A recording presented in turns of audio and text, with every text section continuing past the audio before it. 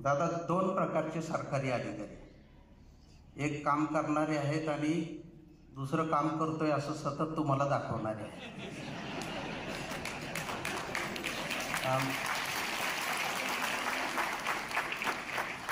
आणि आमचा मल्लीनाथ कलशेट्टी हा पहिल्या कॅटेगरीतला आहे, एवढं तर नक्की आता सगळ्यांना पडतं.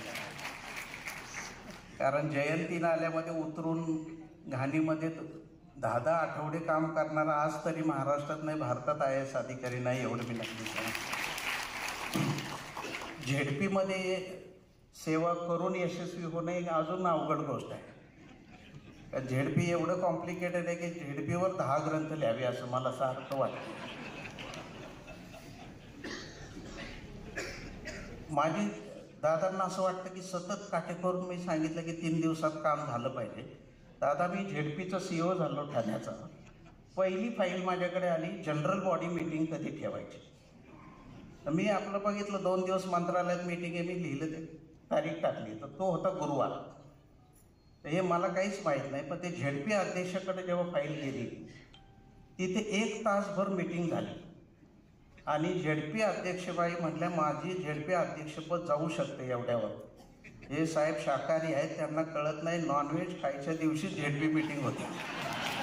आता हे काय मला काही माहितीच नव्हतं की हे असं गुरुवार वगैरे बघून काय तारीख बघून काय टाकायचं असतंय.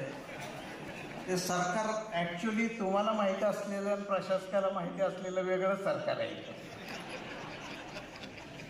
मी ॲग्रिकल्चरला थोडे दिवस होतो सुरुवातीला. कुठल्या तरी अशासकीय सदस्याच्या डोक्यात आलं की हे डिपार्टमेंट काय आहे, ते कुठली झाडं लावत आहे, त्यांनी चारा देणारी झाडं लावली पाहिजे. आपले सरकारी लोकांनी 29 कॉलमचे होते, त्याच्यात 2 कॉलम वाढवले. एकूण लावलेली झाडं, मागच्या महिन्यात लावलेली झाडं, त्यातली जिवंत झाडं, त्यात जगलेली झाडं, त्याच्यामध्ये आलं चारा देणारी झाडं. पण त्यावेळी काय होतं, हे कॉम्प्युटर यायचे होते, त्यामुळे हे सगळी माहिती तारेने मागवायची. ती तार टाईप करताना त्या मंत्रालयाच्या क्लार्कने लिहिलं वारा देणारी झाडं. बरं, राज्यात मी एकट्याने वाचलं, म्हटलं अरे 1 महिन्याची पिशवीतली रोपं लावलेली आहेत, त्यामुळे सोलापूर जिल्ह्यातलं एकही झाड वारा द्यायला तयार नाही असं मी लिहिलं. त्याची त्याला बेरीजच करता येईना. आणि त्यांनी मग सांगितले, नवीन साहेब आले ते फार डोकं चालवतात, म्हटलं बाकी सगळ्यांनी बरोबर माहिती पाठवली. प्रशासन कसं चाललंय फार आला. मी त्याच्यावर एक सुंदर पुस्तक लिहिलं, प्रशासकीय योगायोग.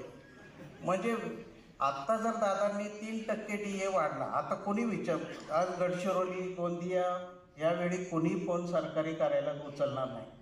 पण तुम्ही 3% DA जर वाढवला आता वित्तमंत्री म्हणून, तर रात्री 9:30ला ट्रेझरीत बिल जात आहे. आणि ते पण एका माणसाचं नाही, 80 माणसाचं बिल जात आहे. आणि तुम्ही जर अशी ऑर्डर काढली की आता दुष्काळ निधीला 1 दिवसाचा पगार द्यावा, तर गडचिरोली, गोंदियाचे लोक म्हणतात ते शाहीचा GR आमच्याकडे आलेला नाही.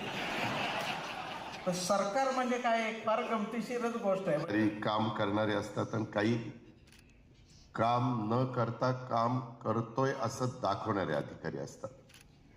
शेखर गायकवाड फक्त तुमच्यात नाही, आमच्या राजकारणात पण हेच आहे. आम्ही काम करणारी माणसं, म्हणजे मी तरी कामाचा माणूस आहे, परंतु अनेक जण अजिबात काम न करता इतकं व्यवस्थितपणे त्यांची मांडणी करण्याचा प्रयत्न करतात. आपण खूप काही करून दाखवतो असा दाखवण्याचा केविलवाणं प्रयत्न करतात. म्हणजे काही जण तर, मला इतका अनुभव आहे, आम्ही जर समजा तुम्ही सांगितलं की आपल्याला समई पेटवायची, तर मी येतो, मी समय पेटवतो, तो फोटो काढून येतं न काढू मला काही त्याशी घेणं देणं नसतं.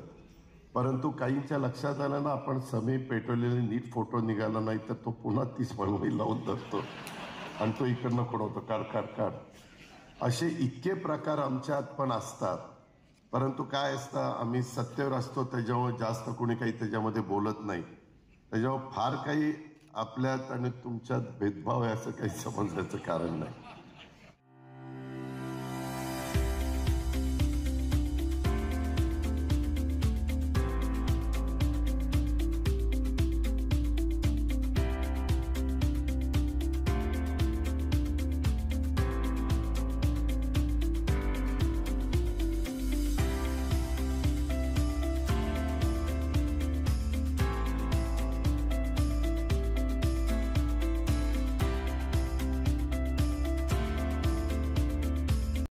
Looking for home interior?